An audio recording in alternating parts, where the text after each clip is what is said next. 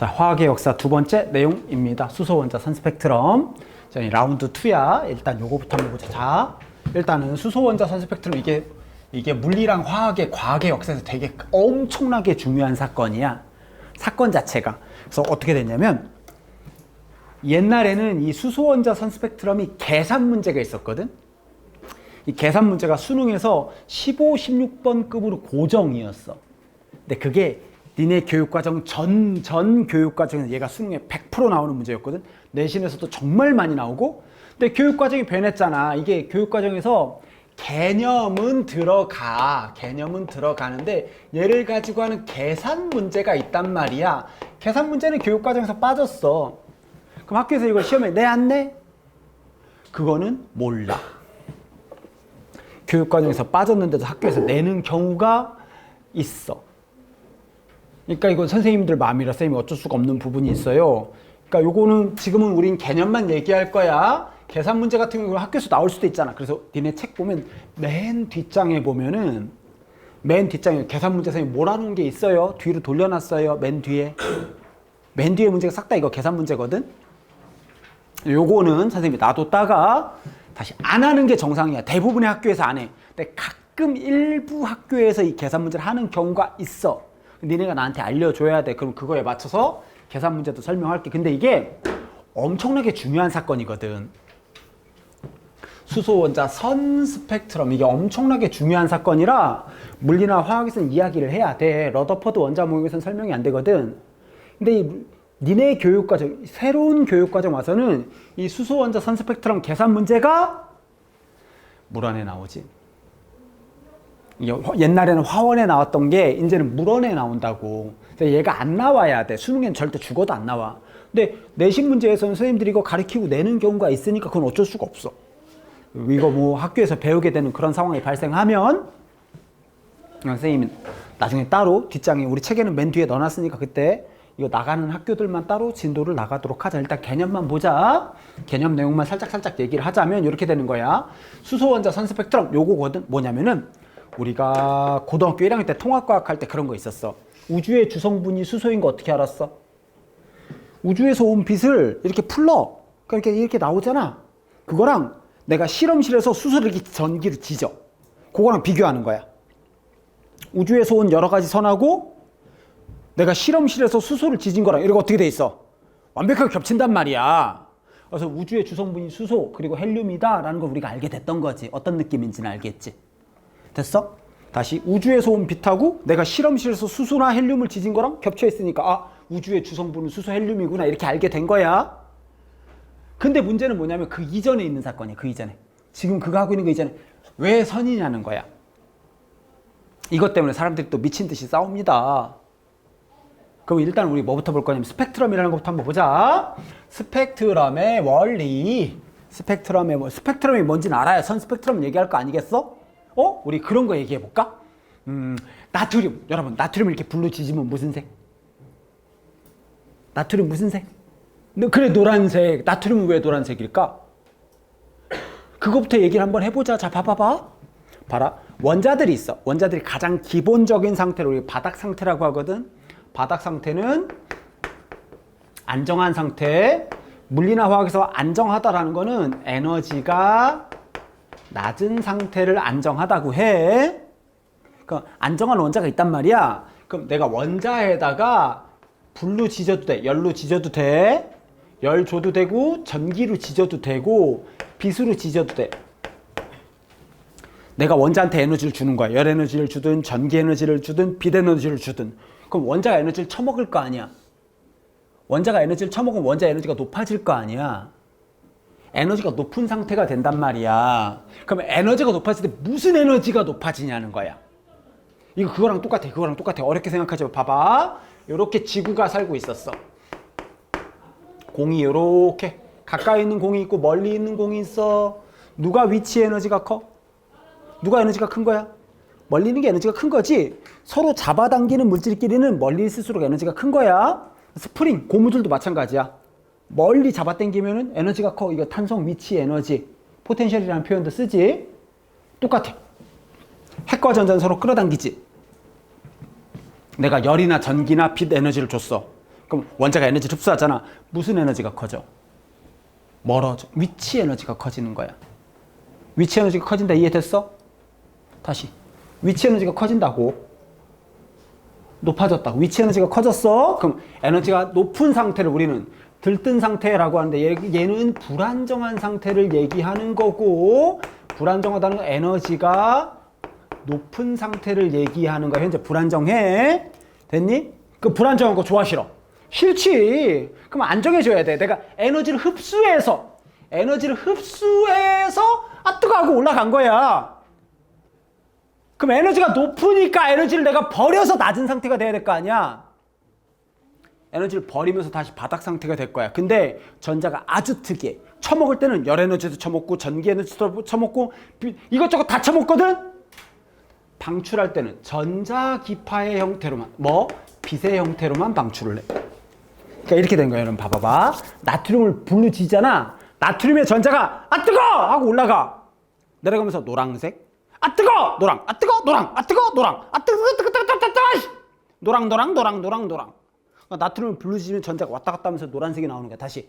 전자는 처먹는 거 다 처먹는데 에너지를 방출할 때는 빛이라는 형태로만 방출한다고. 요거까지 이해됐어. 이게 스펙트럼의 기본 원리야. 근데 문제는 뭐야? 우리는 수소 원자선 스펙트럼, 보라는 사람이 얘기하는 원자 모형을 얘기할 거야. 개념만 얘기합니다. 계산은 빼고요. 볼까? 수소 원자선 스펙트럼이야. 봐봐봐. 실제로 실험실 가서 수소 기체를 유리관 안에 가둬. 이렇게 살살 꼬셔. 일로 와, 잘해줄게. 일로 수소야, 일로 와. 그 잡아 이 새끼를. 전기를 지져. 전기를 존나 지져. 그럼 여기서 빨간색 빛이 쫙 나오거든. 빨간색 빛 같은 게 쫙 나오는데 얘를 프리즘으로 딱 풀면 656, 486, 434, 410 팅팅팅팅 선 스펙트럼이 나온다는 거야. 우주에서 온 빛도 똑같아. 근데 이제 여기서 문제가 생긴 거야. 봐봐봐. 러더퍼드 원자 모형에서는 연속으로 예측된단 말이야. 러더퍼드 무슨 모형이었지 아까? 뱅글뱅글 도는 거? 태양계 모형. 아유 진짜 이건 뭐지? 하나를 그렇게 좀 두 개를 까쳐지랄. 러더퍼드의 태양계 모형에서 이 모양이 맞다면 연속 스펙트럼이 나와야 된단 말이야. 근데 지져봤더니 선 스펙트럼이 나오는 거지. 이게 왜 선이냐는 거야. 이걸 가지고 전 세계에 있는 물리학자, 화학자, 천문학자가 몰빵을 쳐. 근데 몇십 년 동안 사람들이 해결을 못해. 이상하다. 연속이어야 되는데 왜 선 스펙트럼이지? 거참 희한하네. 이게 뭔가 일조 규칙성이 있는 것 같은데 잘 모르겠네. 이런 중이야 지금. 어떤 느낌인지 알겠니 지금 상황이? 다시. 분명히 러더퍼드 원자 모형이 맞다면 연속이 나와야 되는데 선이 나오는 걸로 봐서 러더퍼드 원자 모형이 뭐가 틀렸단 말이야. 왜 그러냐는 거지. 이걸 그림으로 그리면 이렇게 돼. 봐봐.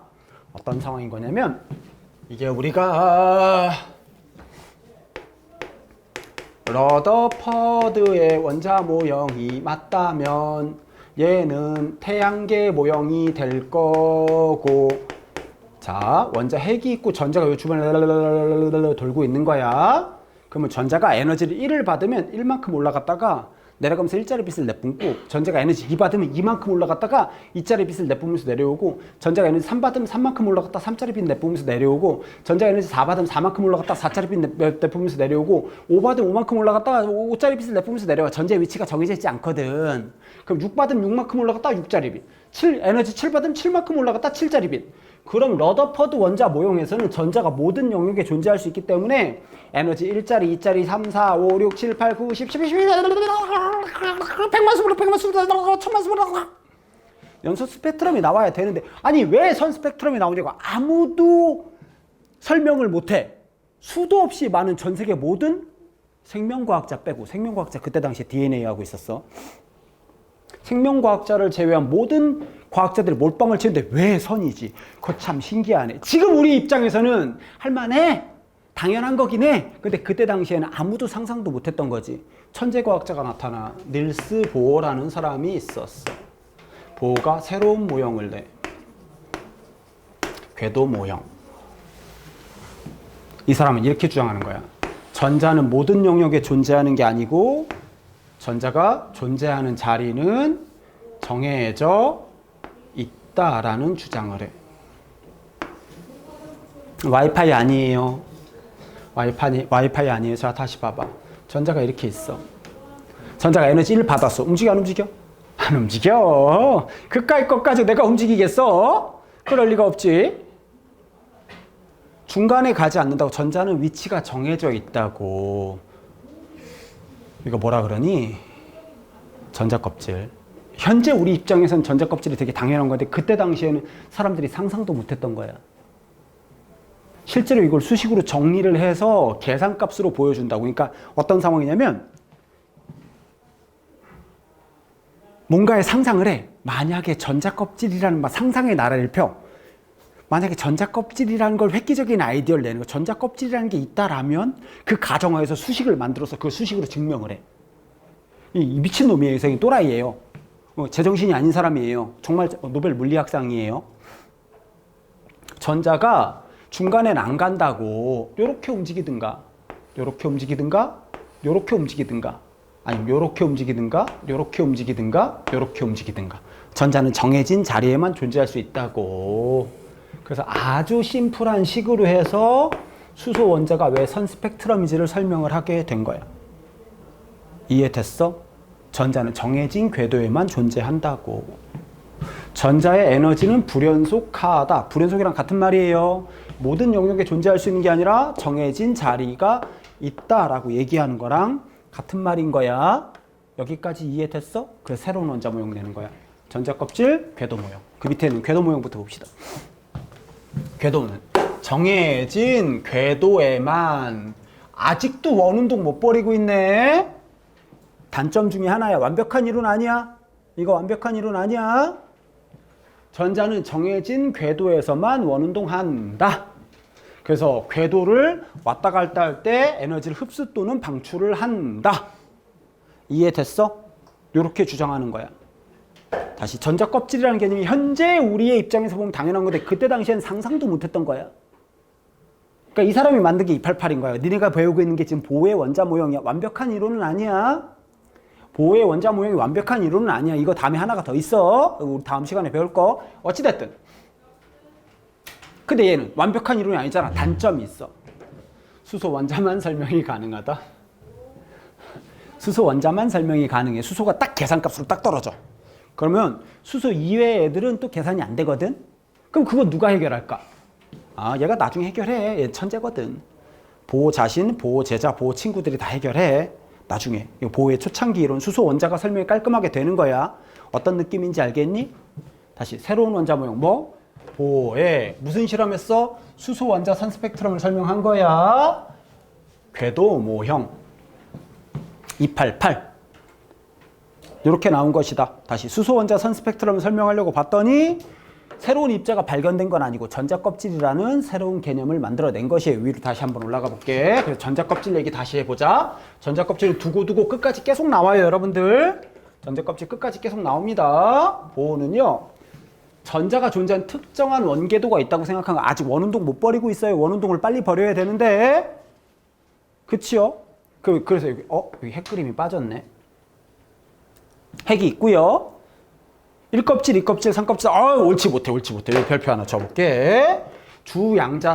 양자수라는 개념이 이제 등장하기 시작해. 양자수가 등장합니다. 그래서 껍질에다 번호를 준단 말이야. 그래야지 계산할 거 아니야. 에너지 계산해야 되니까. 그러니까 1껍질, 좀 표현이 좀 마음에 들지 않아. 1껍질이라는 표현 대신에 N이 주양자수가 N이라고 하거든. N이 1인 껍질, N이 2인 껍질, N이 3인 껍질, N4, N5 무한대 껍질까지 있어요. 참고로. 어떤 느낌인지 알겠니? 저 껍질이 눈가래도 안 보이고 있는지 없는지도 모르는데 수식값으로 저걸 잡아낸다고. 미친놈이요. 또라이예요. 정상인 아닙니다. 이 사람은요. 되셨어요? 보호라는 사람 혹시 들어봤어요? 이거 과학에 좀 관심 있는 분 들어보셔. 처음 봄? 이게 되게 많이 나오지. 양자역학 만드신 분이세요. 양자역학 만드신 분이시고요. 이 사람 되게 유명한 거로는 이 아저씨가 아인슈타인 아저씨랑 1대1로 맞짱을 떠요. 1대1로 맞짱을 뜨는데 2박 3일 동안 맞짱을 떠. 3박 4일인가 2박 3일 동안 맞짱을 뜨거든. 다이다이로. 1대1로 딱 맞짱을 떠서 아인슈타인을 쳐발라 버립니다. 2박 3일 동안. 뽀뽀뽀뽀뽀뽀뽀 아인슈타인 씨발 그러면서 존나 쳐맞고 게임이 끝나요. 되게 유명하신 분이세요. 되게 유명하신 분. 이게 싸울 때 어떻게 싸우냐면 니네 이론에서 이렇게 되는데 너는 우리 이론에서 이거 이렇게 설명했는데 니네 이론에서 설명이 되니? 뭐 우리 이렇게 설명하면 되지. 만약에 이런 게 있다라고 쳐보자. 그럼 니네 설명이 되면서 둘이 미친 듯이 싸워. 정말로. 슈타인 아저씨가 처발리십니다. 유명하신 분이세요. 보라는 아저씨가 있었어요. 자, 이제 해보자. 자, 볼게. 그럼 전자가 여기 있었어. 전자 이렇게. 에너지 받으면 올라갈 수 있지. 에너지가 위치 에너지라고 생각해. 위치 에너지 커졌어, 작아졌어? 커진 거지. 에너지 흡수한 거야, 방출한 거야. 조심해야 돼. 흡수, 방출 조심해야 돼. 흡수. 그치? 그러면은 얘네가 전자들이 요렇게 다시 원위치할 수도 있지. 밑으로 내려올 수도 있지. 이거는 흡수야, 방출이야? 방출. 방출할 때는 뭐의 형태로만? 빛의 형태로만. 전자기파라는 단어 쓰기도 하는데 전자기파랑 빛이랑 같은 의미라고 봐도 크게 상관없어. 빛보다 좀 넓은 의미를 전자기파라고 해. 어떤 느낌인지 알겠니? 전자가 왔다 갔다 하면서 에너지 흡수, 방출을 하는데 중간은 안 간다고. 정해진 자리에만 간다. 이렇게 생각을 좀 해주셔야 될 것 같아. 자, 다시 올라갈수록 에너지는 증가하고 내려갈수록 에너지는 감소한다. 올라갈수록 흡수하는 거고 내려갈 때 방출하는 거야. 요거 우리 전자껍질이라는 개념이 나오는데 이거 끝까지 따라갑니다. 이 전자껍질은요. 되셨어요? 요걸 가지고 보호의 전자빛이 이거 안 중요해. 소개만 하는 거야. 안 중요해? 안 중요해. 봐봐봐. 그래서 보호는 어떤 얘기까지 하냐면 전자껍질을 전자배치를 이제 아름다운 표현 등장했지? 전자배치를 껍질 기호 K11 그 K11은 요거야. 봐봐. 앞에서 보면은 1껍질, 2껍질, 3껍질, 4껍질. 기호로는 K, L, M, N, O, P. K부터야. A부터 아니야. K11 이렇게 껍질 기호도 줬어. 이렇게 줘갖고 껍질 기호를 사용하고 숫자를 사용해서 전자배치를 표현하거든. 여기 볼게. 각 껍질의 최대 허용 전자수는 2N제곱. 아까 N이 무슨 양자수였지? N이 주양자수! 그러면 1껍질에는 2 곱하기 1제곱 전자 몇 개 들어가? 2개. 2껍질에는 2 곱하기 2제곱 전자 몇 개? 8개. 3껍질은 2 곱하기 3제곱 몇 개? 18개. 4껍질은 2 곱하기 4제곱 하면 얼마야? 32개. 오? 이상하다. 왜 28, 18, 32지? 우리가 알고 있는 건 뭔데? 우리가 알고 있는 건 288이었잖아. 얘는 뭐야? 나중에 다시 나와요. 왠지 설명해야 돼. 보호 아저씨가 얘기한 건 얘는 2n제곱 나중에 계속 나옵니다. 28, 18, 32는 최대로 들어갈 수 있는 전자수는 1껍질에 2개, 2껍질에 8개, 3껍질에 18개, 4껍질에 32개 이렇게 되는 거고 최대 전자수는 요건 위에 거는 안정한 거. 안정한 건 288이고. 선생님 이거 왜 달라요? 이게 우리가 앞으로 배워야 될 것 중에 하나인 거야. 무슨 말인지 알겠니? 소개만 해줄게. 소개만 해주자면 이렇게 쓰는 거야. 자, 8번 산소. 얘는 전자배치가 K 껍질에 2개. K 다음에 뭐지? L 껍질에 6개. 이렇게 쓰는 거야. 몰라도 돼. 이건 몰라도 돼. 이거 몰라도 돼요. 이거 몰라도 돼요. 여러분들 나트륨은 K에 2개, L에 8개, M에 1개. 이게 니네가 그러니까 중학교 때 고1 때 배웠던 게 288, 281 그게 원래 K 엘레멘까지 써야 되는데 K 엘레멘 생략한 거야. 보호의 전자배치 사용하고 있었던 거야. 어떤 느낌인지 알겠니? 요건 나중에 다시 나올 건데 선생님 지금 한번 던져놨다. 이렇게 생각해주면 좀 편할 것 같아. 어떤 느낌인지 알겠음? 요렇게까지 하면 전자 껍질까지 나온 거 이제 마무리 짓자. 마무리 지로 가자. 원자 모형의 번천. 이제 마무리 지로 갑니다. 마무리 지로 가자. 봐라. 요런 느낌이야. 요렇게. 돌턴의 원자 모형이라는 게 교과서엔 안 나와도 문제 속엔 이런 식으로 등장할 수 있어. 자, 돌턴의 원자 모형 특별히 설명할 게 없어요. 1803년. 그쵸? 자, 볼게. 톰슨 푸딩 모형 뭐 발견했지? 전자를 발견했어요. 그쵸? 실험 이름 뭐였지? 마이너스 극. 음극선 실험. 그쵸? 음극선의 성질은 입자이고 마이너스 성질이고 직진한다. 러더퍼드 태양계 모형 뭐 발견했어요? 플러스 성분인? 플러스 성분 누구? 양성자 그러면 안 된다고 했어요. 원자 핵을 발견했어요. 무슨 실험이었지? 알파 입자 퍼지는 거. 알파 입자 산란 실험이라는 걸 했어요. 알파 입자 산란 실험 이해됐어? 그 다음 누구 있었지? 중성자 발견한 사람? 체드윅이 있었는데 걔는 새로운 원자 모형이 안 나왔어. 여기 중간에 하나 껴놓을게. 자, 체드윅이라는 사람은 중성자를 발견한 사람이 있었어요. 그 사이 하나 낀 게 새로운 원자 모형 나온 게 없어요. 그쵸? 그래 놓고 여기서 끊기는 거예요, 여러분들. 여기서 끊어볼게요, 여기서. 그럼 이 다음부터는 봐라. 전자, 원자핵, 그 다음 이 사람이 양성자도 설명했어. 중성자 다 발견됐지. 요 이후로는 더 이상 새로운 입자가 발견되는 건 없는 거야. 입자는 다 발견했어. 그 다음 새로운 원자 모형은 뭔데? 요 자리가 중요한 자리야. 이제부터는 전자의 배치에 대한 설명을 하고 있는 거야. 이제부터가 진짜 중요한 거야. 앞에 거는 수능에 안 나오는 거란 말이야. 양성자, 중성자, 전자에 대한 얘기를 뭘 길게 해. 그것은 중요한 것이 아니요. 전자가 어떤 식으로 존재하는지에 대한 얘기를 하니까 그건 뭐 사람들이 처음부터 알았겠니? 아니지. 전자 껍질만 하더라도 굉장히 어렵게 나온 거거든. 요 두 개가 중요한 거야. 니네가 알고 있는 전자 껍질이 요거고, 근데 우리는 어디까지 가야 돼? 화원에선 여기까지 가야 되는 상황인 거거든 지금. 이건 배웠으니까 보호란 사람, 궤도 모형. 얘는 뭐 발견했어? 뭘 발견했다라기보다는, 발견했다는 표현이 좀 애매하긴 하네. 전자 껍질. 실험은 수소 원자를 전기로 지졌더니 선 스펙트럼 이렇게 된 거고. 이해됐어요? 이 정도 기억할 수 있겠어요? 똑같은 얘기 계속 반복하면서 가고 있습니다. 최대한 수업 시간에 머릿속에 넣습니다. 된 것 같아요? 우리가 앞으로 배워야 될 거야, 이게. 현대의 원자 모형.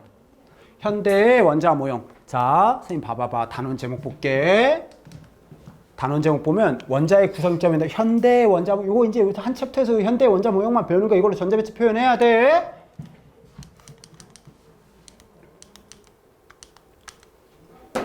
현대 원자 모형에서는 요거 한 단어만 쓸게. 전자는 확률. 확률? 확률? 이거 확률이라는 단어 보니까 기분이가 좀 싸하지? 갑자기 마음속에 깊은 빡침이 올라오지 않아? 확률이라는데? 이렇게 원탁이 있어? 앉아? 되잖아. 경우의 수가 몇 가지니? 빡치지?